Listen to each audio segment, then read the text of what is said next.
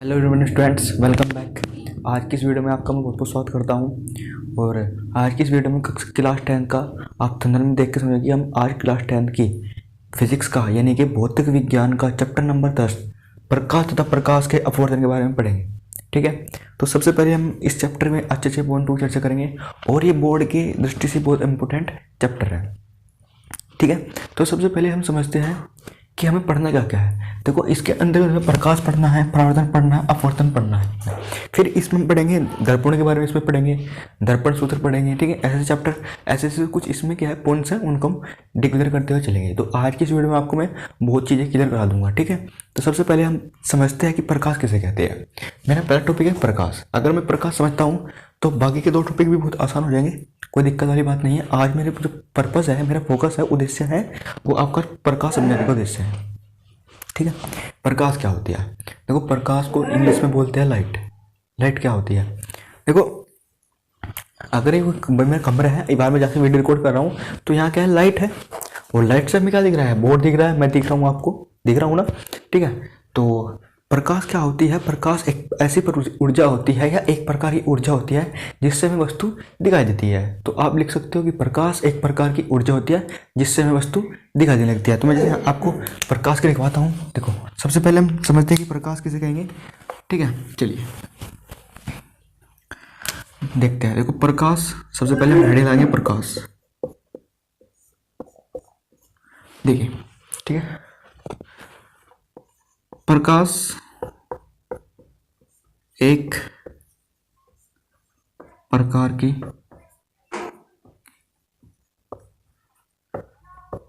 ऊर्जा है। ठीक है, प्रकाश एक प्रकार की है ऊर्जा है जिससे हमें वस्तु दिखाई देती है। जिससे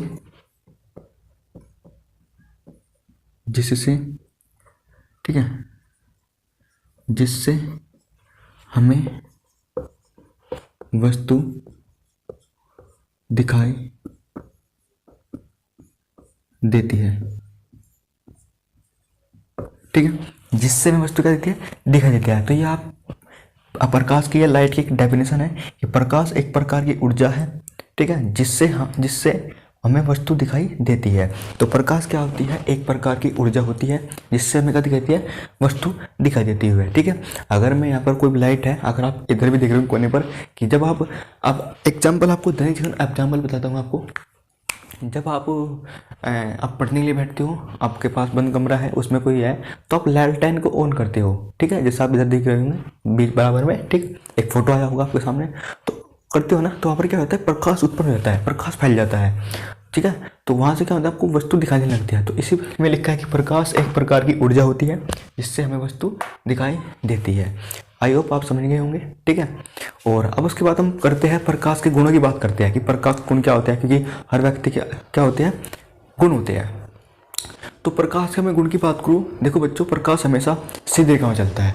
कभी भी आपको प्रकाश हमेशा क्या चलता है? सीधे डायरेक्शन चलता है, सीधे चलता है। कभी भी आप प्रकाश, जैसे मैं एक टॉर्च लेता हूँ, अगर ये कोई टॉर्च है, हमेशा इससे प्रकाश क्या निकलेगा? सीधे निकलेगा।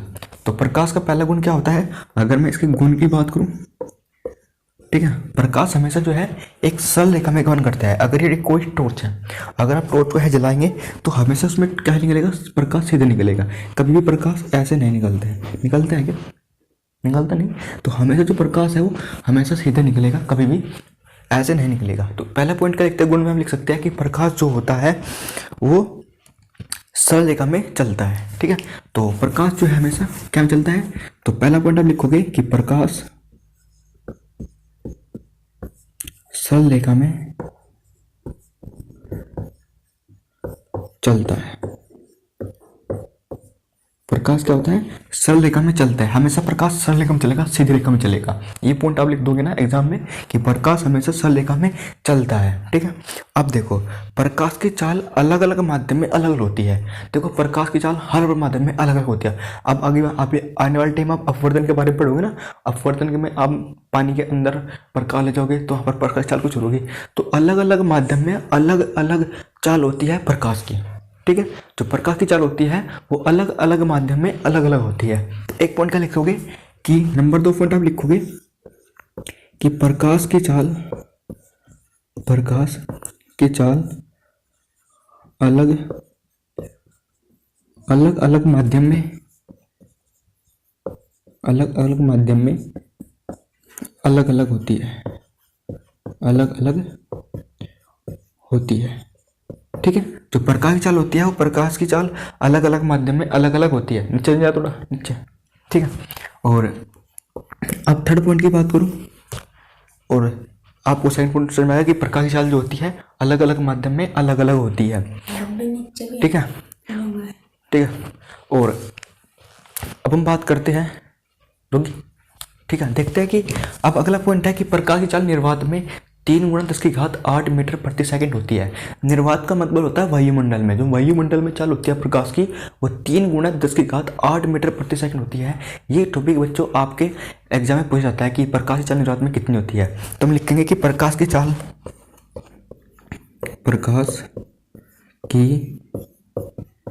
निर्वात में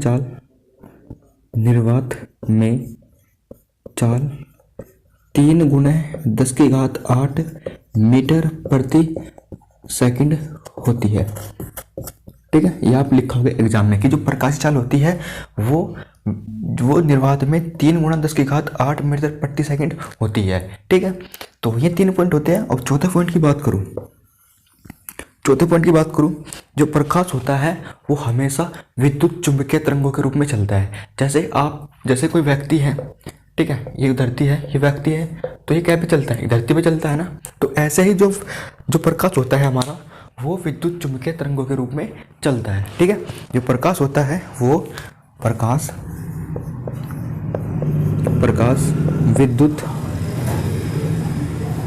विद्युत चुंबकीय तरंगों के रूप में चलता है, चुंबकीय तरंगों के रूप में चलता है। ठीक है, जो प्रकाश होता है वो हमेशा विद्युत चुंबकीय तरंगों के रूप में चलता है। आई होप आपको 4 के 4 पॉइंट क्लियर होंगे कि प्रकाश हमेशा सरल रेखा में चलता है, सीधी रेखा में चलता है, और प्रकाश की चाल अलग अलग माध्यम में अलग अलग होती है, और प्रकाश की चाल निर्वात में 3 गुणा 10⁸ मीटर प्रति सेकंड होती है। प्रकाश विद्युत चुंबकीय तरंगों के रूप में चलता है। आई होप आपको ये टॉपिक मेरे क्लियर रहे हुए होंगे। ठीक है, अगर आप इसका स्क्रीनशॉट ले तो ले सकते हैं। ठीक है, अब हम आगे बात करेंगे प्रकाश के परावर्तन की, कि प्रकाश का परावर्तन कैसे होता है। अब तक हम पढ़ा है कि प्रकाश किसे कहते हैं, गुण पढ़े हैं, ठीक है, प्रॉपर्टीज पढ़ी है, लाइट पढ़ी है कि किसे कहेंगे। आप एग्जाम में ऐसे लिखा होगे। ठीक है, तो अगर आपको समझ में आया तो ठीक है, अगर आपको समझ में नहीं आया तो आप प्लीज़ एक बार वीडियो को पीछे करके अवश्य देख लीजिए। ओके, ठीक है, तो चलिए अगला पॉइंट है प्रकाश का परावर्तन, कि प्रकाश का परावर्तन कैसे होता है। अगला टॉपिक क्या है मेरा, प्रकाश का परावर्तन। तो चलिए प्रकाश के परावर्तन को हम समझाते हैं। देखो, प्रकाश का परावर्तन क्या होता है, सिंपल सी डेफिनेशन है कि जब कोई प्रकाश की किरण किसी चमकदार तल पर आती है और आने के बाद उसी माध्यम वापस लौट जाती है, इसी को हम प्रकाश का परावर्तन कहते हैं। चलिए इस आपको लिखवाता हूँ, फिर इतना डायग्राम में समझाऊंगा। ठीक है, डायग्राम बनाऊंगा और समझाऊंगा भी। ठीक है, चलिए हम लिखेंगे जब प्रकाश की किरण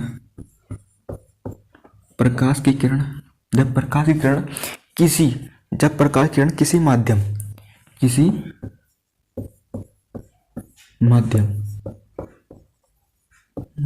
ठीक है, जब प्रकाश की किरण किसी माध्यम में चलती है,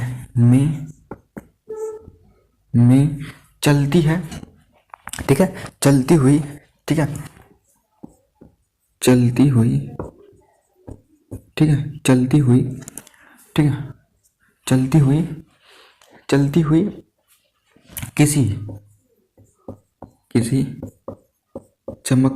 ठीक है, किसी चमकदार तल पर आपतित होती है, किसी चमकदार तल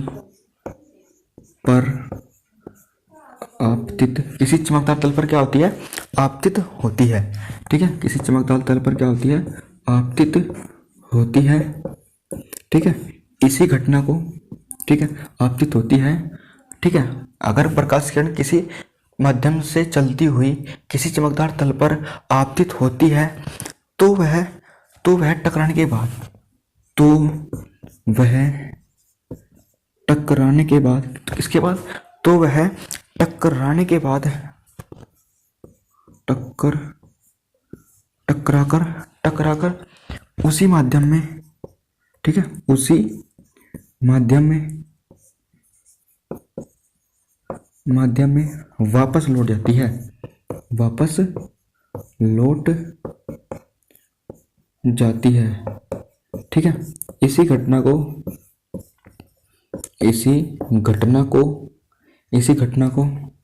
प्रकाश का परावर्तन कहते हैं, प्रकाश का परावर्तन कहते हैं।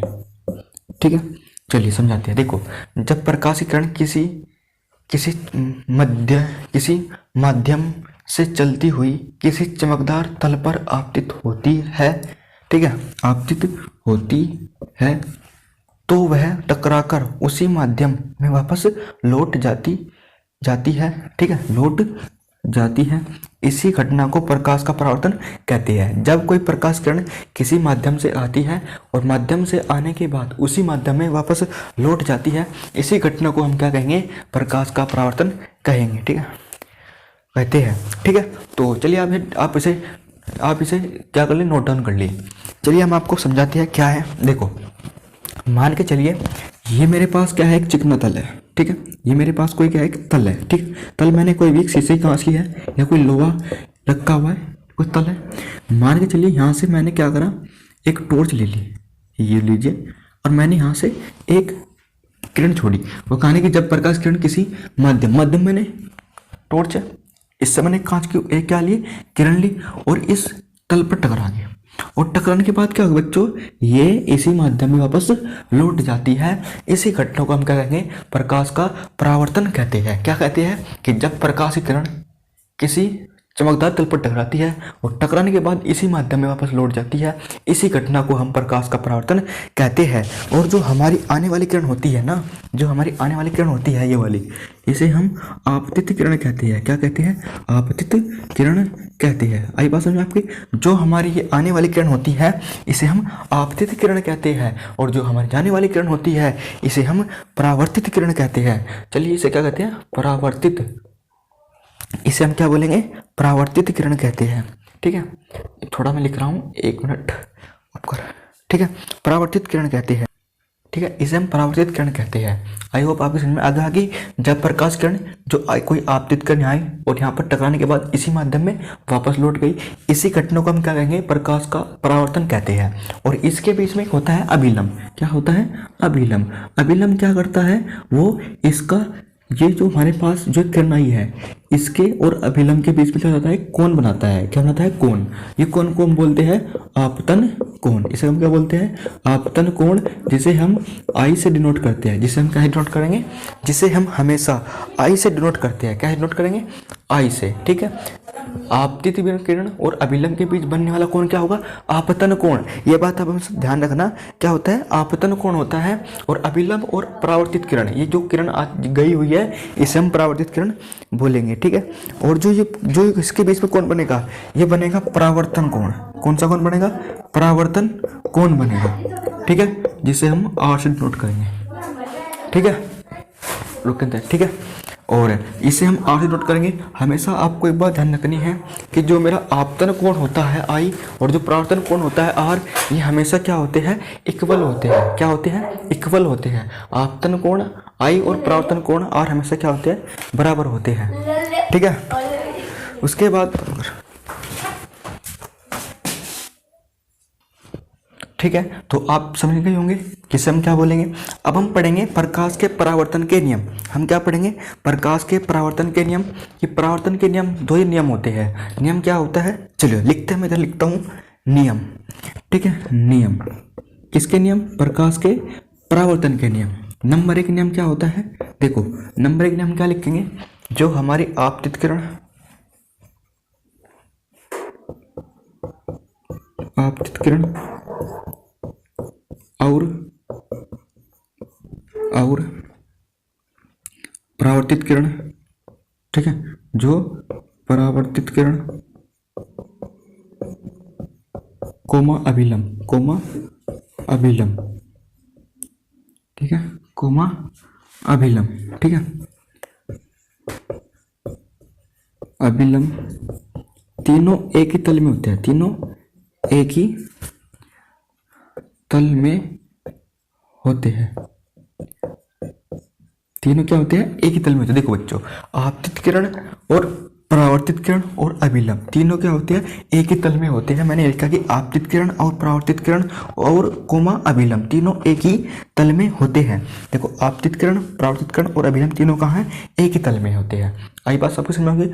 उसके बाद आपको सेकंड ध्यान रखना है कि जो हमारा आपतन कोण होता है, जो हमारा आपतन कोण आई,